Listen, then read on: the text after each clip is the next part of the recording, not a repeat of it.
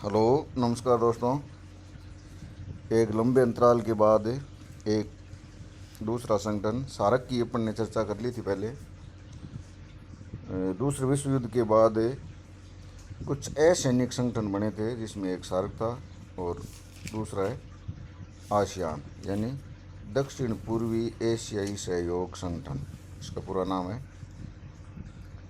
पहले इसकी स्थापना आसियान की स्थापना 8 अगस्त 1967 को बैंकॉक घोषणा पत्र के अनुसार की गई। यह एक असैनिक नागरिक संगठन है जिसकी स्थापना का गुप्त उद्देश्य दक्षिण पूर्वी एशिया में साम्यवाद के प्रसार को रोकना था। मतलब उस समय जो साम्यवादी देशों की संख्या बढ़ रही थी, तो दक्षिण पूर्वी एशियाई देशों में साम्यवाद का प्रसार न हो, इसलिए ये एक इसका गुप्त एजेंडा था। इसके संस्थापक सदस्यों की संख्या 5 थी, जिसमें इंडोनेशिया, मलेशिया, फिलीपींस, सिंगापुर और थाईलैंड शामिल थे।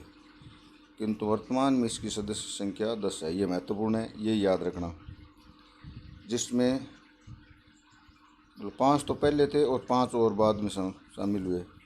1984 में ब्रुनेई 6 नंबर सदस्य, 7 नंबर वियतनाम 1995 में, और लाओस और म्यांमार 1997 में, और 10वां सदस्य देश है कंबोडिया जो 1999 में इसका सदस्य बना। इसका संगठन कैसा है, मतलब ये काम कैसे करता है। आसियान का मुख्यालय जकार्ता इंडोनेशिया में है और उसके समस्त प्रशासनिक कार्य एक सचिव द्वारा किए जाते हैं, जिसका प्रधान सचिवालय द्वारा किया जाता है, जिसका प्रधान महासचिव कहलाता है, जो सदस्य देशों से 2 वर्ष के कार्यकाल के लिए चुना जाता है। मतलब इसका जो मुख्यालय है वो है इंडोनेशिया के जकार्ता में, और वहाँ पे एक इसका सचिवालय बना हुआ है, और सचिवालय में एक महासचिव होता है जो सदस्य देशों के रोटेशन से 2-2 वर्ष के लिए बनता है। आसियान अपने विभिन्न कार्यक्रमों को शिखर सम्मेलन द्वारा प्रस्तुत करता है, जो निम्नलिखित है। शिखर सम्मेलन का मतलब मैंने पिछले वीडियो में बताया था।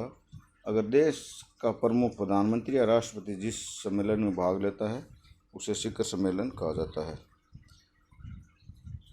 आसियान का शिखर सम्मेलन। आसियान की स्थापना के बाद इन देशों में एकता तथा सामंजस्य के लिए 1976 में एक समझौता हुआ, जिसे आसियान कॉनकॉर्ड प्रथम कहते हैं, और यही इसका प्रथम शिखर सम्मेलन था, जो 23-24 जनवरी 1976 को बाली इंडोनेशिया में आयोजित हुआ।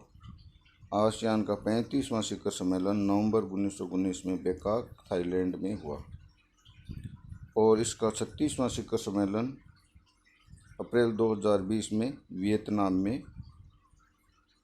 हुआ। वर्ष 2015 में आसियान में शिखर सम्मेलन वर्ष में 2 बार आयोजित होने प्रारंभ हो गए। पहले साल में एक शिखर सम्मेलन होता था, 2015 के बाद एक वर्ष में 2 शिखर सम्मेलन आयोजित होते हैं। पूर्वी एशिया शिखर सम्मेलन। इस सम्मेलन का आयोजन 2005 में प्रारंभ हुआ, और इसमें आसियान देशों सहित कुल 18 देश भाग लेते हैं, जिन्हें आसियान प्लस 8 यानी आसियान के 10 और 8 अन्य भी कहते हैं, जिनका निर्माण निम्न प्रकार से हुआ। सबसे पहले आसियान देशों के साथ में चीन, जापान, दक्षिण कोरिया के संवाद से आसियान प्लस 3 का निर्माण 1997 में हुआ। उसके बाद ऑस्ट्रेलिया, न्यूजीलैंड, भारत, अमेरिका, रूस के जुड़ने से आसियान प्लस 8 यानी 10 आसियान के 10 सदस्य देश और 8 ये देश आसियान प्लस 8 बना। इस शिखर सम्मेलन की शुरुआत कुआलालंपुर से हुई। एक शिखर सम्मेलन भारत के साथ होता है, इसका भारत आसियान शिखर सम्मेलन। इस सम्मेलन की शुरुआत 2002 के आसियान शिखर सम्मेलन से हुई, जो नोम पेन है कंबोडिया की राजधानी में आयोजित हुआ। 25-26 जनवरी 2018 को 15वें भारत आसियान शिखर सम्मेलन का आयोजन नई दिल्ली में हुआ। इस सम्मेलन की विशेषता ये थी कि भारत आसियान संवाद के 25 वर्ष, भारत आसियान शिखर सम्मेलन मतलब भारत आसियान संवाद के 25 वर्ष हो गए, भारत आसियान शिखर सम्मेलन के 15 वर्ष हो गए और भारत आसियान रणनीतिक साझेदार के 5 वर्ष पूर्ण हो गए थे। इसलिए यह सम्मेलन महत्वपूर्ण था। इस सम्मेलन की थीम थी साझा मूल्य सामान्य लक्ष्य। अगला है आसियान रीजनल फोरम। इसकी स्थापना 1994 में की गई थी तथा इसका उद्देश्य था दक्षिण पूर्वी एशिया के क्षेत्र में सुरक्षा को बढ़ावा देना। भारत इसमें 1996 में शामिल हुआ और वर्तमान में इसमें भारत तथा आसियान देशों सहित कुल 23 देश शामिल है। मतलब आसियान रीजनल जो फोरम है उसमें 23 देश सदस्य है। अब है आसियान तथा भारत संबंध। वर्ष 1991 में जब भारत में उदारीकरण का प्रारंभ हुआ तो तत्कालीन प्रधानमंत्री पीवी नरसिम्हा राव ने पूर्व की ओर देखो लुक ईस्ट पॉलिसी का आरंभ किया। वर्तमान में भारत ने इन देशों में एक नई पॉलिसी एक्ट ईस्ट पॉलिसी की घोषणा की है। यह मोदी जी का कार्यक्रम है। एक्ट ईस्ट पॉलिसी भारत के प्रधानमंत्री मोदी ने 2014 में म्यांमार में आयोजित 12वें भारत आसियान शिखर सम्मेलन में इस नीति की घोषणा की। इस पॉलिसी का उद्देश्य है भारत के उत्तर पूर्व के राज्यों को विकास का अवसर प्रदान करना।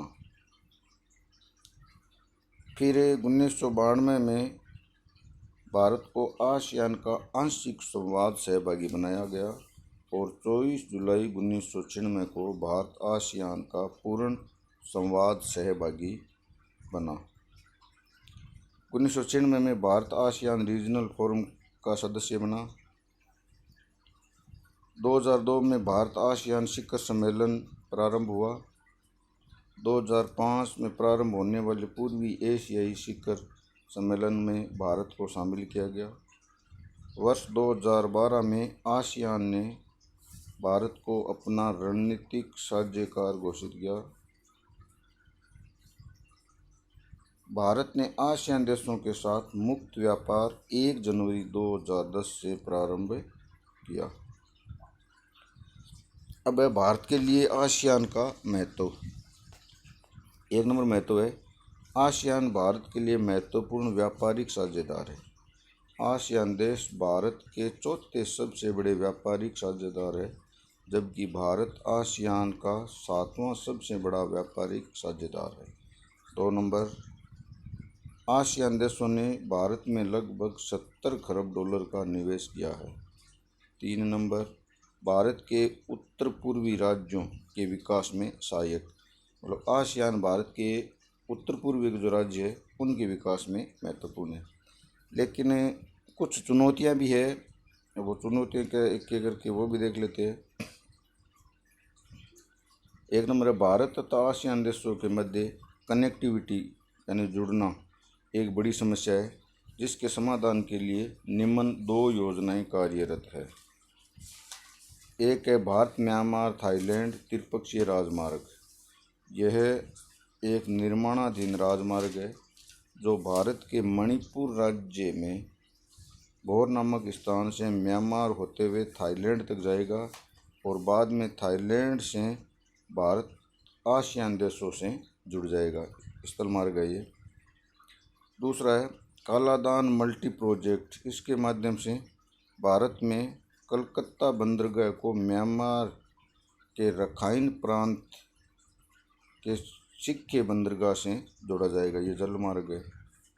दूसरा है चीन के अनिश्चित व्यवहार के कारण भारत इन देशों के साथ संबंध स्थापित करने में संकोच करता है। इसी कारण भारत नवंबर 2019 में क्षेत्रीय व्यापक आर्थिक भागीदार RCEP समझौते में शामिल नहीं हुआ। इस समझौते में अब आसियान देशों सहित कुल 15 देश शामिल है। मतलब आसियान पे चीन का प्रभाव अधिक होने के कारण भारत इससे थोड़ा भयभीत है। इस समझौते पर हस्ताक्षर नहीं करने के पक्ष में यह तर्क दिया जा रहा है कि यदि भारत इस समझौते में शामिल होता है तो उसे चीन सहित अन्य मजबूत उत्पादक देशों के लिए अपने बाजार खोलने पड़ेंगे, जिससे व्यापार घाटा बढ़ जाएगा। मतलब भारत और चीन के साथ वैसे भी व्यापार घाटा बढ़ा हुआ ही है और इसमें शामिल होने में ये थोड़ी दिक्कत आ सकती है। वही इसमें शामिल नहीं होने पर इस कारण से आलोचना की जाती है कि इसमें भारत विश्व में अलग थलग पड़ जाएगा और पूरे क्षेत्र पर चीन का दबदबा स्थापित हो जाएगा। तीसरी चुनौती है भारत तथा आसियान देशों, विशेष रूप से वियतनाम के सहयोग से भारत दक्षिण चीन सागर में तेल तथा गैस भंडारों की खोज कर रहा है, जिसकी चीन लगातार आलोचना कर रहा है। थैंक यू दोस्तों, अगले वीडियो में मिलते हैं एक नए असैनिक संगठन के साथ।